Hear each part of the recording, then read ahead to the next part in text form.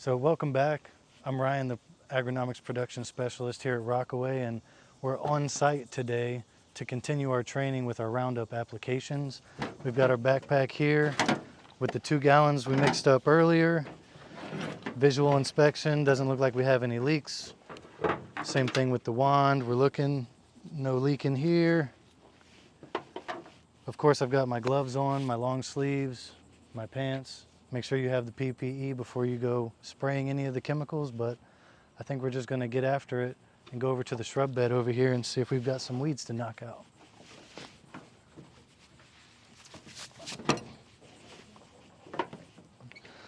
So what you wanna keep in mind whenever you're doing the weed applications is that the Roundup chemical that we use, it's non-selective. So what that means is any foliage or any plants that you apply this chemical to, it's going to have a negative effect, maybe even death, which is the goal when you're hitting the target. But when you're hitting non-target plants, it can cause us a lot of issues. So we want to try to make sure that we're not putting our product on non-target plants. One of the things to think about to not get Roundup on your non-target plants is where your feet are. You don't want to walk through an area that you've already sprayed. You want to walk either parallel to it, or if you have to walk backwards to make sure that you're stepping through fresh soil and not on your Roundup, is a few of the things to take into account so that at the end of the day you're not tracking wet Roundup on your feet that's going to start leaving footprints in the grass and killing off the non-target plants here. So the first thing I'm going to do is give a couple of pumps. We want really low volume. We don't want to be blasting, aerosolizing the product. We want more of a drip or a decent mist of a flow down, not something that's going to travel around in the air. So if you come over here, you can see we've got some weeds here down in the mulch bed, lots of spurge it looks like. So I've got just a little bit coming out. When I pull the trigger, it's a little bit of a downward drip or mist. There's not a lot of pressure going on. So what I'll do is apply where these weeds are, giving a little pump every now and then to make sure that we're getting enough pressure. The overall goal here is all these weeds we're trying to kill. With this application, it's a foliar application. So you're not spraying the dirt, you're not spraying the mulch, you're not spraying the concrete. The idea is to get your product onto the foliage of the weeds, because that is where it's going to sit and absorb into the plant to where we get the results that we are looking for.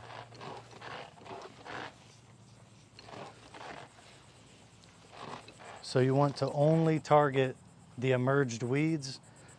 This is not a pre-emergent. Again, it's a foliar spray. So you're only going to spray on the weeds that are currently growing, the ones that you can see.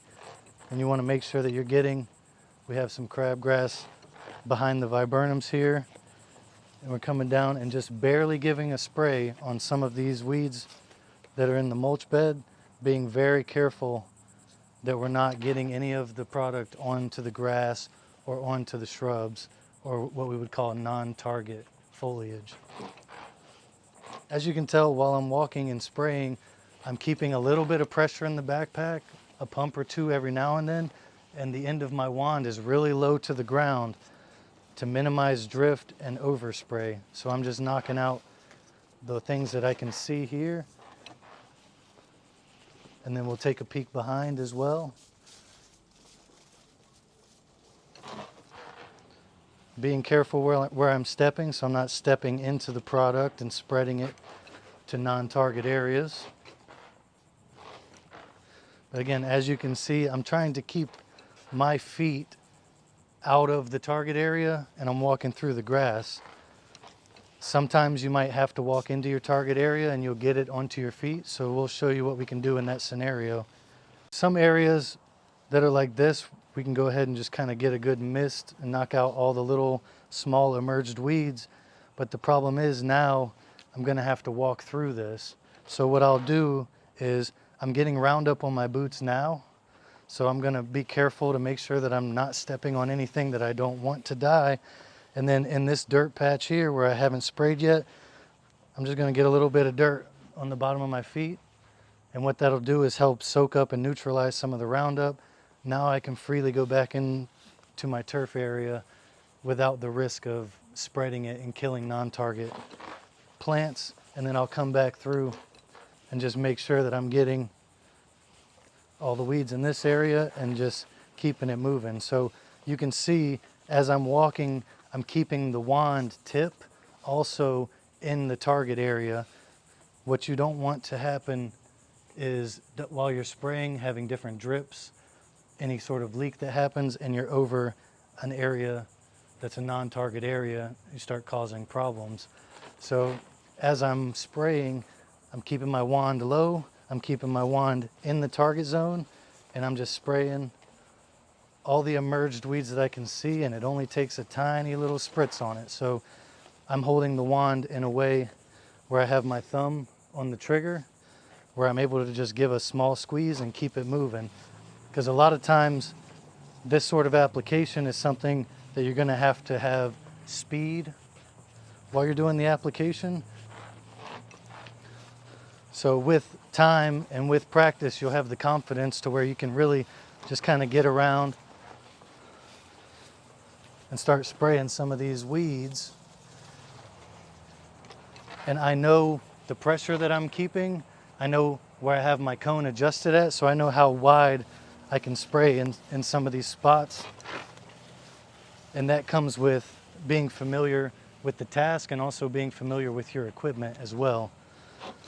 So one thing that you have to keep in mind whenever you're doing your weed control in the beds is to try to minimize distractions. You're going to have a lot of equipment and a lot of people around. Someone may even stop you to ask a question or two, but you have to remember what you have in your hand. So if you do end up having to stop for any reason, make sure that you're stopping on a non-permeable surface or a hard surface, to where if you do have any drips or anything that may go wrong, you're not standing right over plants or grass or something that will have a negative effect if you do end up with a little bit of a leak.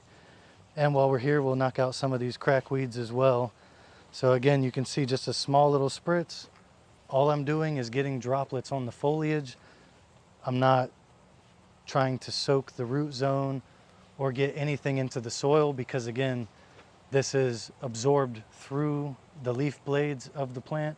It's not absorbed through the root zone or in the soil or anything like that. So if you're not spraying directly on a weed, you're wasting your time, you're wasting your product, and you're going to have to fill up your backpack way more often to get the coverage that you're looking for.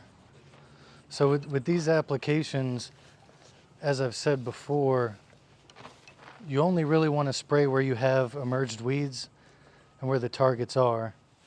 Or just in the last year, from making these types of applications and doing them the correct way, we've reduced our consumption of Roundup by almost 70%. And we've reduced the amount of non-target plants that we've been killing with Roundup. And it all comes down to just spraying it correctly over the target and being careful while you're applying to make sure that you're not hitting non-target plants. So one of the problems that we were running into is that not having enough chemical on the truck. You know, guys were going and spraying what would be the equivalent of 10 full backpacks worth of finished mix, when in reality, even on some of these bigger properties, within the day, you should only be using 1, maybe 2, 3 backpacks at the very most. It's a lot easier for the applicator to handle, because then you're not running back to your truck constantly mixing up new backpacks and constantly having 4 gallons on your back, which can be rough, especially in the middle of the summer. So reducing the output also reduces the fatigue that it causes on you as the applicator. When you're making the right decisions and applying correctly, you're not having to carry around so much water, not having to mix so often, and ultimately it takes you a lot less time to do the application here. So we can see down in these beds, there's not a whole lot of mulch here, so there's a lot of opportunity for the weeds to pop up, but I'm not spraying every piece of the dirt. I'm only spraying the weeds that have emerged, because that's the only area where the Roundup is going to be effective. So one thing you want to be careful of is not to spray too much in one area. Dusting is fine right here. I'm just getting a lot of this spurge that's emerged here, but some of these weeds that are up close to the edge of the turf grass, especially, I'm not sure if you can see here, but there's a little bit of a slope that goes on around this crown. So if I were to spray any more than necessary in this area, the slope of the ground will take the chemical, it will leach down into the turf zone and cause severe dieback of the turf grass. And that's something we want to be very, very aware of and try to avoid at all costs. Because that's the biggest eyesore a customer is going to see, is right at the edge of their beautiful grass. We've got dieback because we've been misapplying our Roundup.